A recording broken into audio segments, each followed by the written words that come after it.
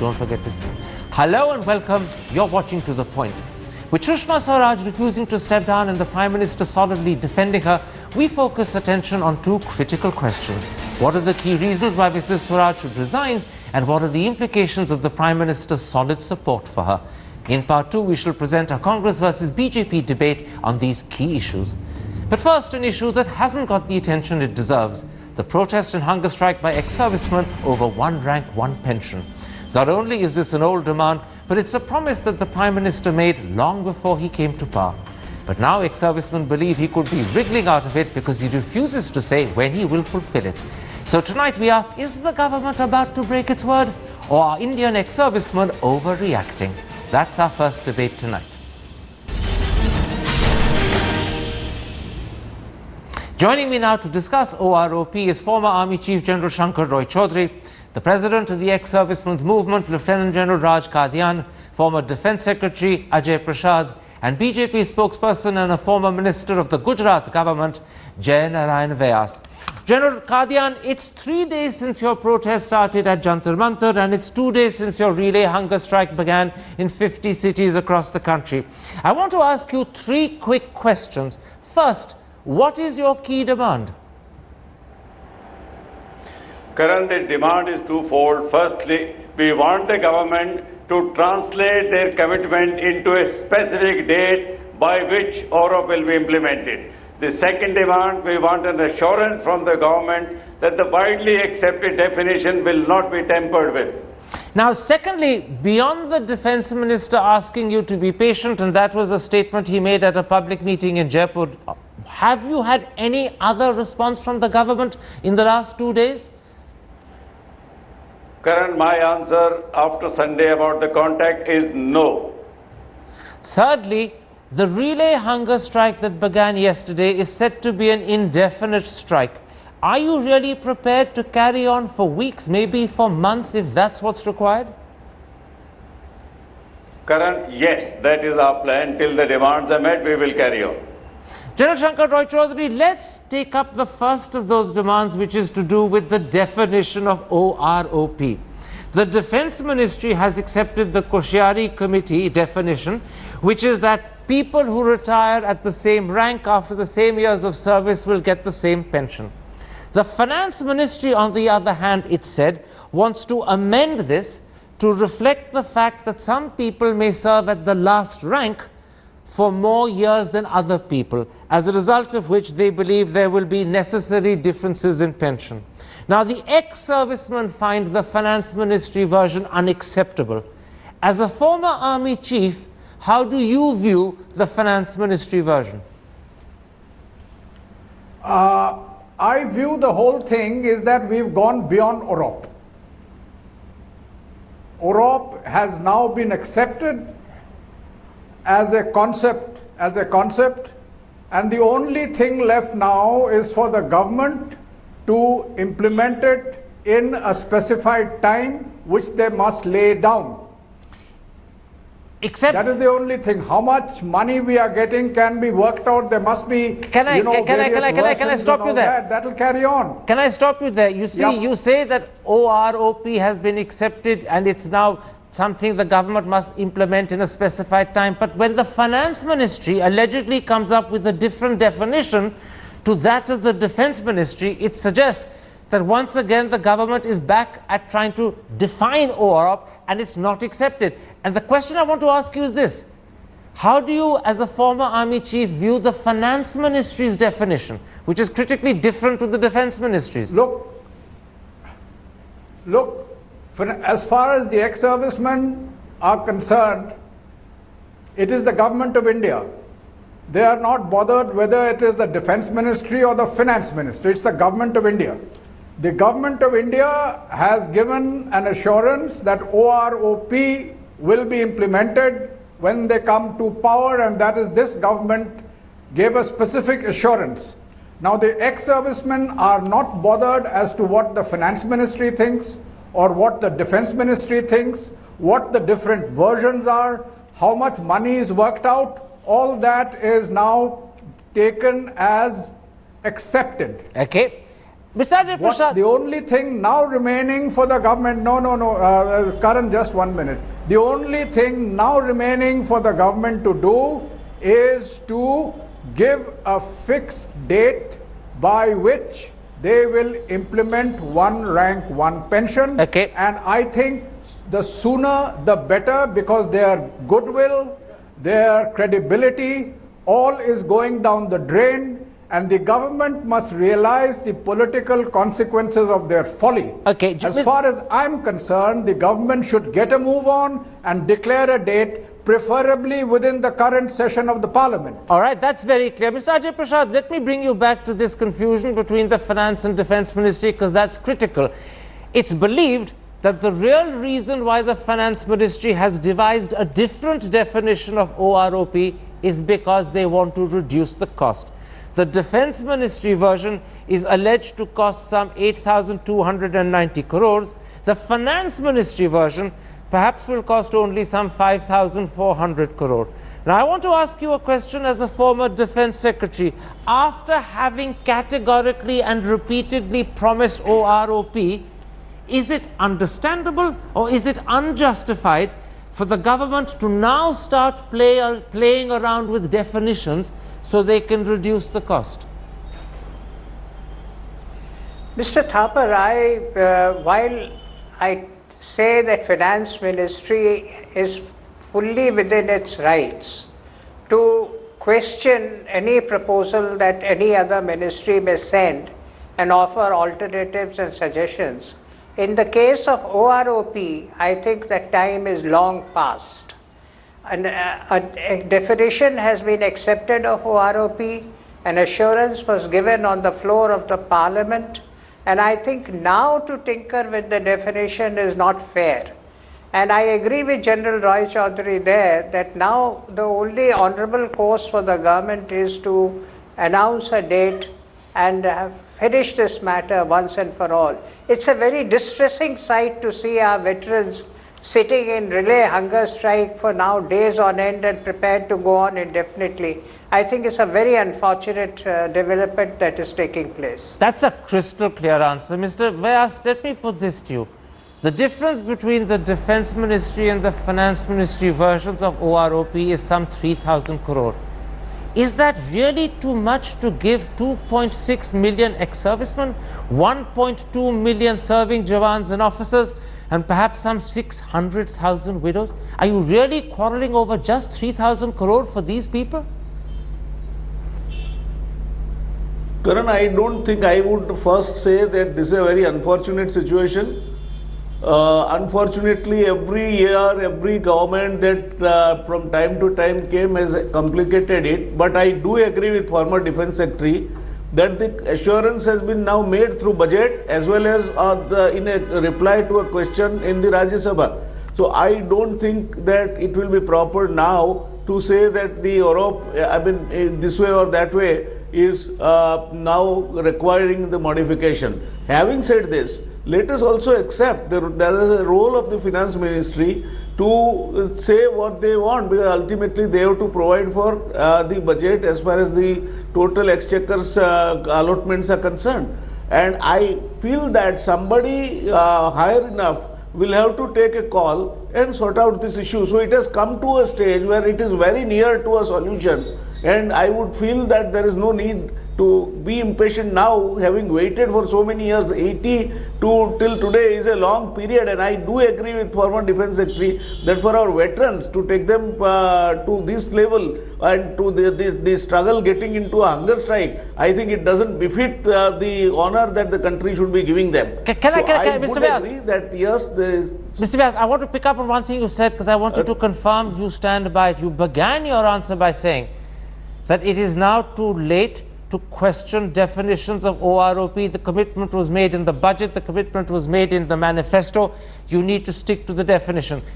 After that, you said that the Finance Ministry has the right to ask questions. After that, you said servicemen should be patient. But do you stand by the first half, that it is now too late to start questioning definitions of OROP? This is a promise that's been made, stand by it. Do you stand by that first half of your answer?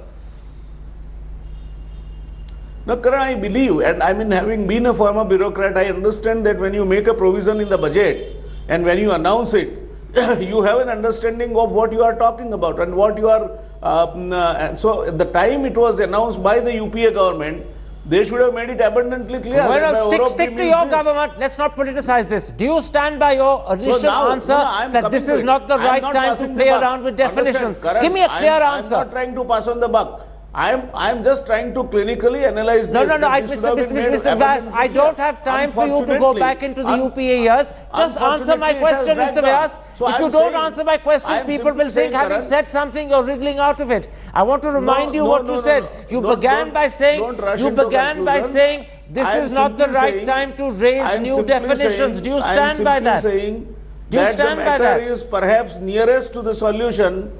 I think the matter can be sorted out. There is somebody above these two ministries also. So I am sure this will be sorted out. I think that it is not as many I'm days stopping away, you there, Mr. Vyas. I'm stopping you there, Mr. Vyas. I don't want to get into prevarication. I don't want to get into the UPA. The UPA is over. I just want to remind people how you began your answer. You said, having made a promise, this is not the time to start questioning definitions. After that, when I asked you to whether you stand by it, you weren't so clear, but never mind, at least that's what you said at the beginning. I want to come back to General Qadian, because I believe that if the government opts for the finance ministry version, which is tantamount to one rank multiple pensions, as opposed to the defense ministry version, which is everyone who retires at the same rank after the same years of service will get the same pension, then the people who will lose out are Jawans and in fact all persons below officer rank. For those who don't understand this, and this is in fact critical, would you explain why it is that Jawans and people below officer rank will be the ones who will suffer if the finance ministry version is accepted? Karan, this definition of total length of service had been worked out by us after careful thought. This will have the widest acceptability. Let me explain. While the promotion of officers is centralized, it is controlled at the army headquarters level, the promotion of the JCOs and lower ranks is decentralized to a battalion or a unit level. The time at which a person picks up the rank depends on the occurrence of vacancy, which varies widely from unit to unit. Let me give you a specific example. Let us say in one unit, a person becomes a Havaldar in 16 years. In another unit, he becomes in 20 years. So, if they both have to retire at the fixed service of 24 years, the first person in any case would have held the rank of Havaldar for 8 years, would have earned extra salary in that rank. But if you now also say that since he has held that rank longer, if you take the service in the last rank, that benefit or that disadvantage to the second person who held Havaldar rank only 4 years is carried on for lifetime. It is not fair, it is not just, it will be challenged in the courts of law. In fact, as you said... Same is for the officers, quite often. A junior picks up his promotion to the next rank earlier than the senior. So if you follow the principle of service in the last rank, the junior will end up earning more pension than the senior, which will challengeable. In fact, as you said in an article you wrote over the weekend for the Tribune, the finance ministry version of OROP will amount to a double whammy, particularly for Jawans and JCOs. Is that correct? Yes, Karan, absolutely correct. Look, my view is, although I fully support General Roy Chaudhary when he says as a stakeholder, it is not my job to understand which ministry is dealing with what. I want the outcome. But my understanding as a layman is that the domain knowledge of the defense person is with the defense ministry. When the defense minister has analyzed and agreed on a definition, he has worked out the expenses, the finance ministry is entitled to say, look, I don't have 8,300.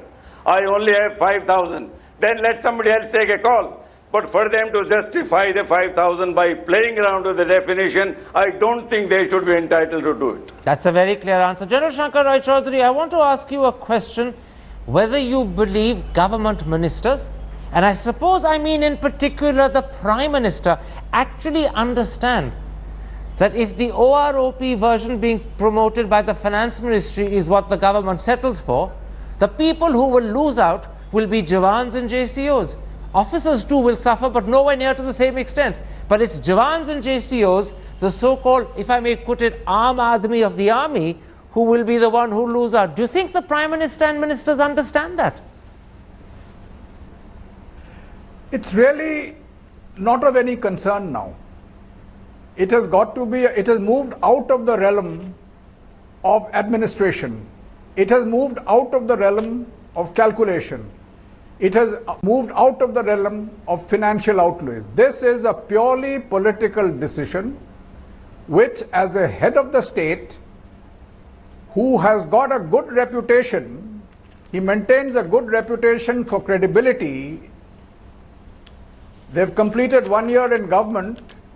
He maintains a good reputation for credibility, but let him understand that he is the person, because he is the only person who can take a decision in the government, to take a decision and put OROP into practice. Okay. The earlier the better. The service is looking to it.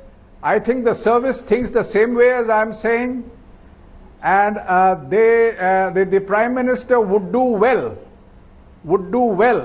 to preserve his own credibility and reputation by putting the OROP into operation at the earliest, Okay. qualifying that by saying at terms most advantageous to the personnel below officer rank. All right, that last half of your sentence suggests it has to be the Defence Ministry version of OROP and not the Finance Ministry version. Now, unfortunately, Mr. Prasad, there is another wrinkle potentially lurking on the horizon. Today's Hindustan Times suggests that as a way of resolving the differences between the Defence Ministry and the Finance Ministry, the government might refer this entire matter to the 7th Pay Commission and ask the Commission to recommend which is the best definition of OROP. As a former Defence Secretary, if that were to happen, what do you think the outcome would be? See, I don't think it would be fair to the services to refer the matter to the 7th Pay Commission. I think this is a matter which is best resolved now politically, and to my mind the best course would be to Prime Minister to have a detailed discussion with the Raksha Mantri and the Finance Minister and work out a time frame and a methodology for implementation. Referring it to the 7th Pay Commission is neither here nor there. Okay. It will only delay matters, and I think the patience of the veterans has run out, and it should not be tested any further. General Kadian, as the president of the ex-servicemen's movement, how do you view the possibility, and I underline it's only a possibility, it's not a fact, but how do you view the possibility that this matter could be referred to the 7th Pay Commission? Karan, allow me to put it a little more bluntly than what Mr. Ajay Prasad has done.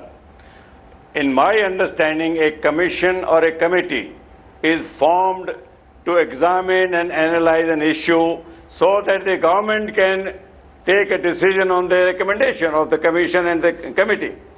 Here a decision has already been taken. So what is the point of reversing the cycle that you feed a decision to the commission?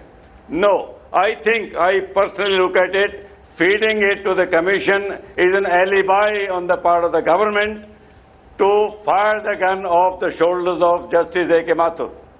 That is how the government might save some money by referring it to the commission, but I can assure them they will lose face. They will lose all the credibility that the government still enjoys with the last section of the ex-servicemen. It is the government's call whether they want to save money or they want to save face and their credibility. Mr. Vyas, this is clearly becoming, as far as ex-servicemen are concerned, a test of the sincerity of the Modi government and, frankly, a test of its credibility in their eyes. Do you realize that this is not just an emotional matter, it's becoming a matter of deep seriousness for them? See, this cannot be an emotional matter, Karan. And second thing is that we are discussing something which is hypothetical. Hindustan Times gets some idea and then we discuss based upon that. I think it is also not fair. Let us rely on the latest statement made by the Honorable Defence Minister, who has said that Europe will be sorted out sooner than the later and in the fastest possible manner, today itself.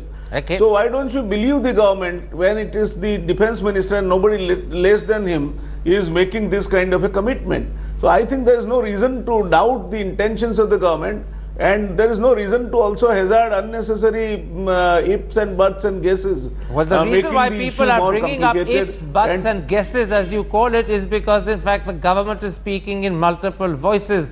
5 days after the Defense Minister on the 17th of May categorically said that OROP had been finalized and a decision would be announced in a few days. Literally 5 days later, the Finance Minister actually said that the methodology for calculating OROP was itself to be agreed. And after that, the Prime Minister followed up in his Man Ki Baat, where he said, give me more time. I need to find out. And he said to the Tribune that in fact there are different definitions of OROP doing the rounds. That's why people are worried. That's why people are losing faith in sincerity and credibility. I want to go back to General Qadian for one last question. General Qadian, as General Roy Chaudhary said, this is an issue that at the end of the day will probably have to be resolved by the Prime Minister himself. He's a very strong Prime Minister who doesn't shirk taking tough decisions. Have you people gone to meet him to personally explain to him that the Finance Ministry version of OROP, if that becomes the definition that the government accepts, will actually hit Jawans and people below officer rank the hardest? That in their eyes it will be the cruelest blow. As you said, it will be a double whammy. Have you met him to explain this? Karan, we have written to the Prime Minister quite some time back, sounding our apprehension that he is not getting the correct picture and he must talk to the stakeholders who are the affected people. Maybe we will be able to convince him, but we haven't got a reply. We all have been saying, and we still say, that we have full faith on the commitment given by the Prime Minister at least 5 times in public, including his interview and his Man Ki Baat. We don't have a doubt on that. We only want the government to translate that commitment into a specific time frame. That's all what we are looking for. All right, we don't have a doubt that he will give it. Well, but when will he give General Saab, you may not have a doubt that he'll give it because faith is the only thing you have and you have to hold to it dearly. But the important part of your answer was you have not as yet had a meeting with him. You've requested a chance to meet him, but you haven't had a reply. And the fact that there is silence in response to your request for a meeting is a little ominous. For some, it will be a little worrying. Let's hope those are only journalistic speculation and nothing more. Let's hope you get what you deserve, which is a proper OROP as the Defense Ministry recommended it. But I have to add that there is room for a certain amount of doubt. There is a question mark worryingly still hanging in the air. My thanks to my 4 guests for joining me. Time for a break, but then Digvijay Singh and Chandan Mitra on why Sushma Swaraj should resign and the implications of the Prime Minister continuing to support her.